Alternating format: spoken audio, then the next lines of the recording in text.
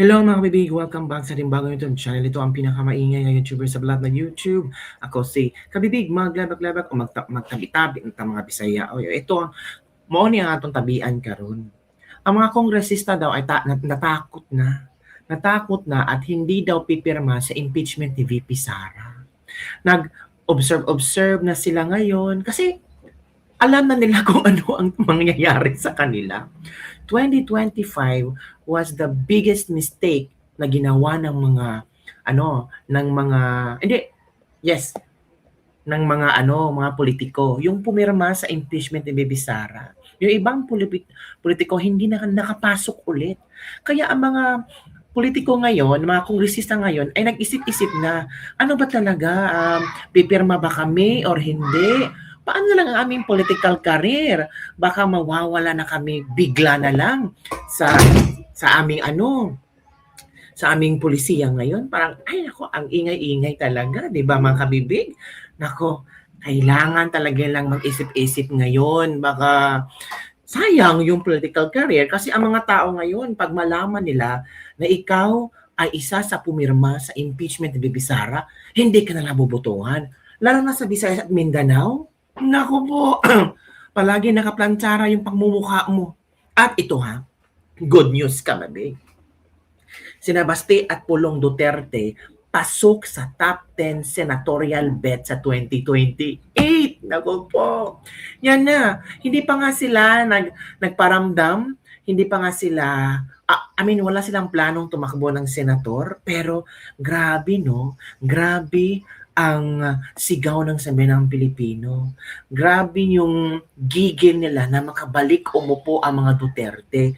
So ang mga tao na talaga ang nagpapakita ng interes na makaupo muli ang mga Duterte. Malain mo, pasok sa top 10? Itong dalawang to, si Pulong at si Baste, wala talaga tong gusto na sa Davao lang sila, gusto nilang ipagpatuloy ang legasiya ng kanilang ama, tapos si VP Sara hindi pa rin sure kung tatakbo siya sa 2028 bilang president, mga kabibig.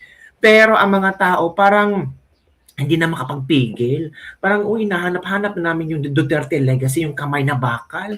Kasi hindi na namin nagustuhan ang pamumuno ni Bangag ngayon. Tingnan mo nga kung ano nangyari sa ekonomiya, lagapak talaga ang ekonomiya, maraming krimen every now and then, grabe ang mga addictos benedictos, nasa kalsada na sila, sumasayaw, sumisinghot, na parang hindi mo na alam kung merong gobyerno ang Pilipinas. Yun ang nababasa kong mga komento ng ating mga netizen. Kaya, nako, Basti Pulong, mag-isip-isip kayo as early as 2026. Nako, pasok kayo top 10, hindi lang number 8, number 9, number 7, pasok sa top 5 itong dalawang to. Pero uunahin natin ang mga kongresistang takot na daw pipirma sa impeachment ni VP Sara. So pakinggan natin Pakinggan natin itong usapin. Nag-uusap kasi ano ba ito hanapin natin kabibigha yung video. May nakita akong video na sina Attorney Rowena Guanzon at saka ito na.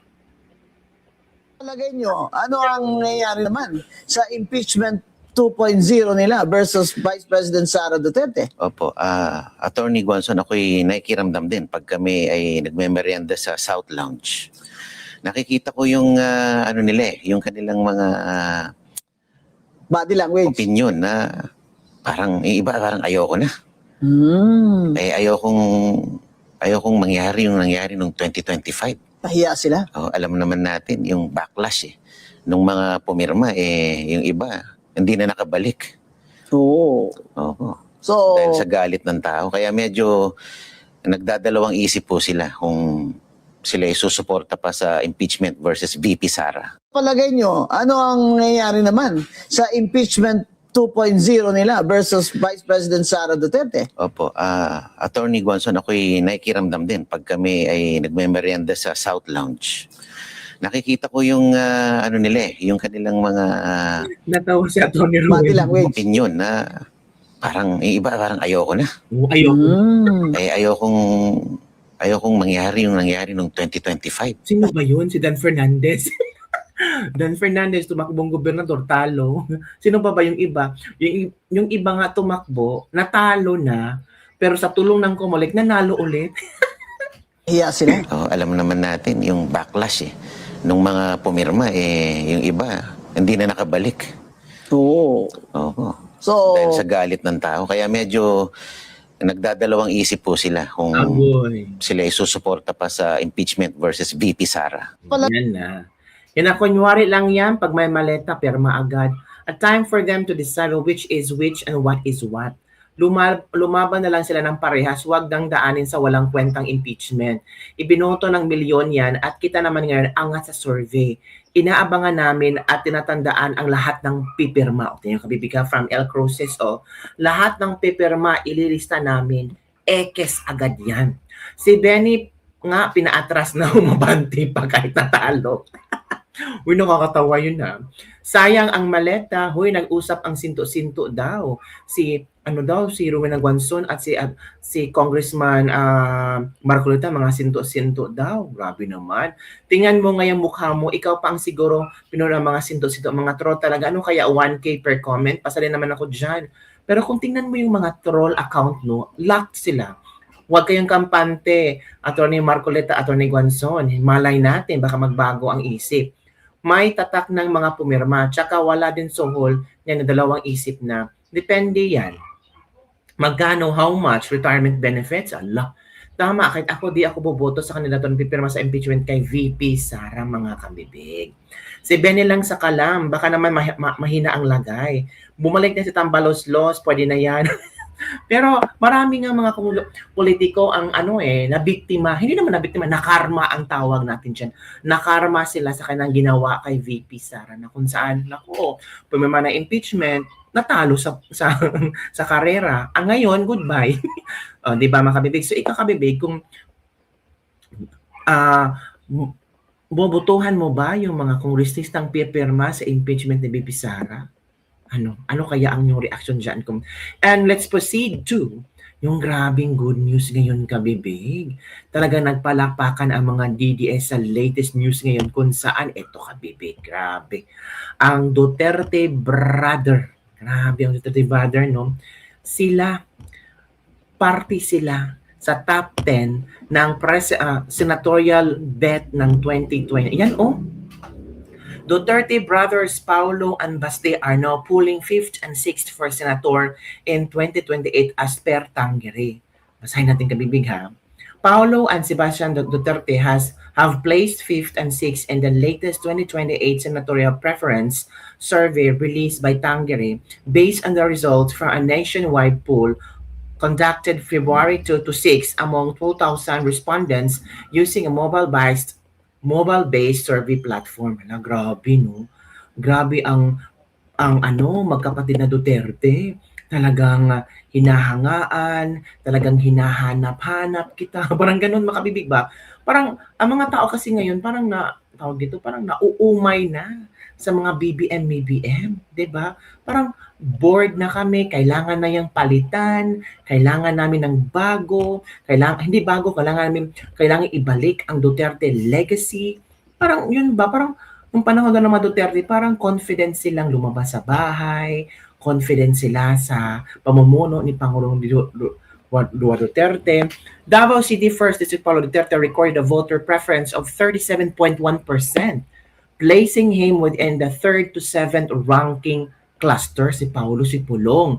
Davao City Mayor Sebastian Duterte, also known as Baste Duterte, followed closely with 36.6%, and is including the same cluster based on the ranking spread presented in the survey results. The two are positioned at the 6th and 5th, mga kabibig. Grabe. Nandun si Ruben Padilla, si Vico Soto that will not run into the different elections. The updated results reflect voter preferences after the withdrawal from the race. Si Rafi Tulfo, number 1 siya, followed by Grace Poe, Alan Peter Cayetano, and Loren Legarda, Manny Pacquiao, Chis Escudero, Ben Tulfo, Joy Belmonte, and Sani Angara. Tangere reported that the survey has a margin of error of plus or minus 2.15% at a 95% confidence level with respondents proportionally spread across the national capital region, Luzon, Visayas, Mindanao using stratified random sampling. Yun na nga kabibig. Grabe ang pamilyang Duterte. Di ba? As in, makikita mo talaga na ang mga tao ay hinahanap-hanap talaga ang pamilya Duterte, ang legasiya ng pamilya Duterte. At ito kabibig ha, shock lang ako sa mga pinagbabalita ngayon. Ako, kailangan yung malaman, simula pa lang pala ng pagkaupo ni BBM ay, ako, pinaplanuhan na pala nila ang pagsira sa pangalang Duterte. Ay oo, meron akong ibabahaging video sa inyo. I don't know kung maniniwala kayo or hindi. Ito kabibig, wait muna kabibig ha. Hindi yan. Hanapin natin kabibig.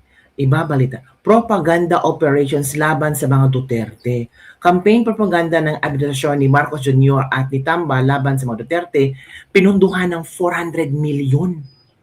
Ang goal ay idikit ang mga Duterte sa mga balita, sa mga issue ng Pogo, AJK, West Philippine Sea, China, pandemic, corruption at iba pa. Hala, ito kabibig. I-share ko talaga sa inyo. Shocking revelation to 400 million, 14 million, 400 million. 400 million. Yes, 400 million. Ito, makinig tayo kabibig ha. Kung saan galing ito. Let's listen to this. Ganong kaswapang. 4 na buwan pa lang nakakaupo itong administrasyon na ito. Isang kaibigan natin ang nag-tip sa akin na buwisit na siya kasi nga ipinatawag yung kanilang grupo. Kasama siya para lamang pag-usapan ang mga campaign propaganda laban sa mga Duterte. Sabi niya, 4 months matapos manumpa black propaganda operation against Dutertes. Initial budget 400M. Demonyo, sabi niya, Oo, at kasama ako sa meeting. Ang goal, idikit ang Duterte sa mga balita sa Pogo, WPS, EJK, China, at pandemic corruption at iba pa. Yan. Yun ang kanilang goal. Sinasabi sino? Yes, mga tao ni Tambi. Who is Tambi? Di ba si Tambaluslos? Yun. Ay, syempre, hindi gagawa yan ng hakbang na hindi alam ni Baby. Sino si Baby? Baby M. Can you imagine that? Pagdating sa oras na alas 4:40 na ho ng umaga. Yan ang problema, Kaya ako, ang aking ang tawag dito, ang aking panukala, suhestyon, lahat ng mga kagaya niyan, emergency, lahat ng mga ganyan ay dapat ay singit doon at nagmamadali, dapat yan pinapara sa kahabaan ng EDSA. Kami ho ang nagsasamantala. Talagay na patient transport service.